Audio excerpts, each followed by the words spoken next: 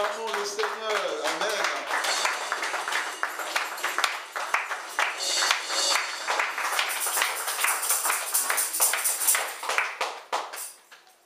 Nous avons dit d'acclamer Dieu.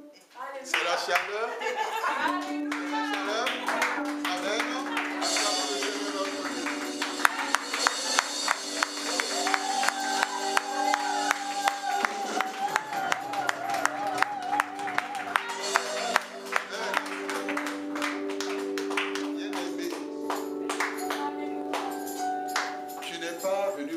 Un homme, tu n'es pas venu rencontrer une femme, tu n'es pas venu rencontrer un enfant, mais tu es venu rencontrer celui qui est le roi des rois. Tu es venu rencontrer celui qui est le Seigneur des seigneurs. Amen.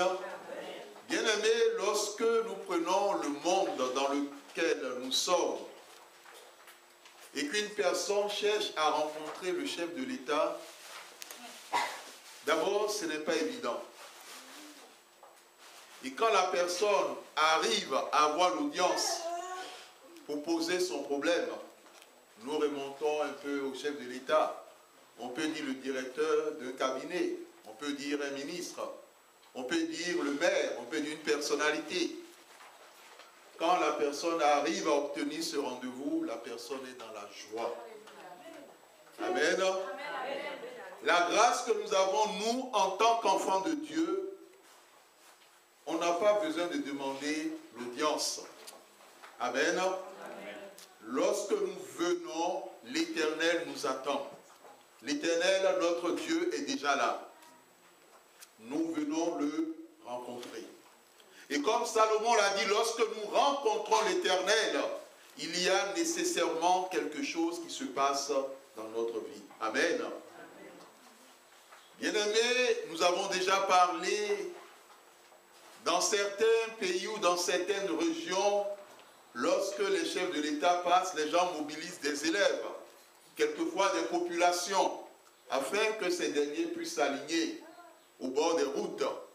Et quand le cortège, et ce qui est dommage, c'est que les personnes ne voient même pas quelquefois le président ou bien la personnalité. Donc quand le cortège passe, bien aimé dans le Seigneur, ce qui arrive, c'est que les gens commencent à applaudir.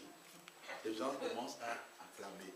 Et quelquefois même, 2 minutes, 3 minutes après le passage, il y a toujours des gens qui continuent à acclamer. Amen. Nous sommes dans la présence de Dieu. Nous sommes venus rencontrer celui qui est le roi des rois, celui qui est le Seigneur des seigneurs. Bien-aimés dans le Seigneur, nous allons continuer avec l'enseignement, parce qu'il faudrait que nous finissions cet enseignement sur le Saint-Esprit. Nous avons vu les fois précédentes la personne du Saint-Esprit. Nous sommes en train d'aborder l'œuvre du Saint-Esprit. Nous avons dans l'Ancien Testament que le Saint-Esprit était à l'œuvre dans la création. Ensuite, nous avons vu que le Saint-Esprit qualifie certains hommes ou certaines personnes en vue d'une tâche spéciale. Aujourd'hui, nous entrons dans le Nouveau Testament. Et nous voulons dire que le Saint-Esprit était à l'œuvre dans la vie et dans le ministère de Jésus-Christ. Le Saint-Esprit a œuvré dans l'Église, dans la vie de l'Église. Et le Saint-Esprit a été à l'origine de la fondation de l'Église. Le Saint-Esprit a guidé, le Saint-Esprit a assisté l'Église de Dieu. Lorsque nous prenons le texte de Matthieu chapitre 1, versets 18 à 20, la parole de Dieu nous montre un élément fondamental, un élément essentiel par rapport à un couple de personnes, en l'occurrence Joseph et Marie. La Bible nous dit que c'est par l'Esprit de Dieu que Marie a eu cette grâce de la conception. La Bible nous dit, voici de quelle manière arriva la naissance de Jésus-Christ. Marie, sa mère, ayant été fiancée à Joseph, se trouva enceinte par la vertu du Saint-Esprit. Et quand nous continuons vers la fin, lorsque l'ange s'adresse à Joseph, il lui dit, ne crains pas de prendre avec toi Marie, ta femme, car l'enfant qu'elle a conçu vient du Saint-Esprit. Amen. Bien aimé, ce qui est très important, c'est de comprendre que l'Esprit de Dieu a la capacité et la possibilité d'accorder la conception aux personnes qui ne pas ou qui n'ont pas cette grâce. Si tu es un couple, si tu demandes la grâce de Dieu par rapport à la conception, demande au Saint-Esprit de venir accomplir cette œuvre dans ta vie. Pas que l'Esprit de Dieu l'accomplisse comme ça s'est passé avec Marie. Ce n'est pas ça. Parce que le cas de Marie est une exception. Amen. Parce que si une femme dit à son mari, c'est le Saint-Esprit qui est à l'origine de ma grossesse, je pense que le mari ne va pas comprendre.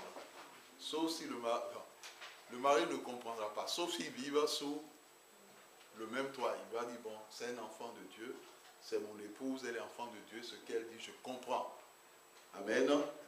Mais si c'est un mari qui est en déplacement pour 1 an, et puis pendant les 1 an, on lui sort qu'il y a eu la conception par le Saint-Esprit, le mari ne va pas comprendre. Amen.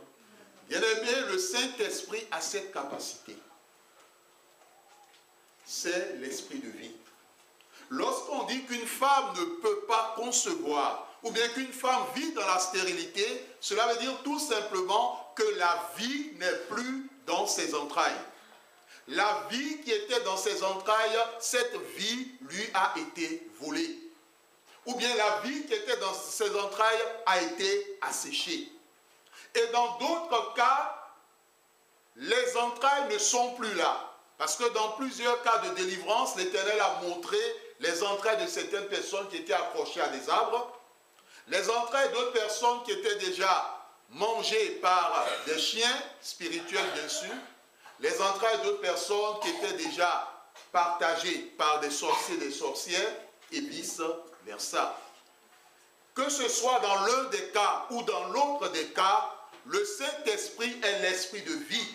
Et donc, il a la capacité, la possibilité d'apporter la vie dans les entrailles d'une personne. Amen.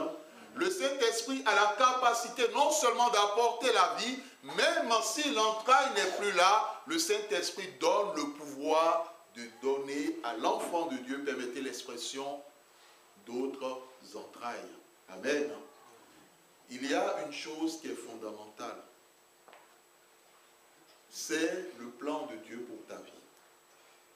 Lorsque Dieu a écrit que tu seras le père ou la mère de plusieurs descendances, ou lorsque Dieu dans ta destinée n'a pas écrit que tu resteras célibataire, que tu seras une femme stérile durant toute ta vie, lorsque cela n'est pas écrit dans ton dessein, le projet de Dieu se réalisera dans ta vie. Amen.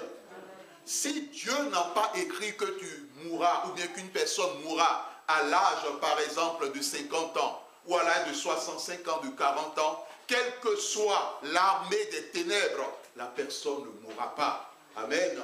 Quelles que soient toutes les manœuvres, les manigances que l'ennemi mettra en place, le projet de Dieu pour cette personne s'accomplira. Le plus important, c'est que cette personne ne se détourne pas de la voie de l'Éternel. Notre destinée est plus qu'une mémoire. Lorsqu'on prend la mémoire ou le disque dur d'un ordinateur, bien aimé, déjà sur certains disques durs, on a des logiciels. Lorsque vous achetez un ordinateur, avant même que vous installez certains logiciels, le logiciel est déjà contenu dans l'ordinateur.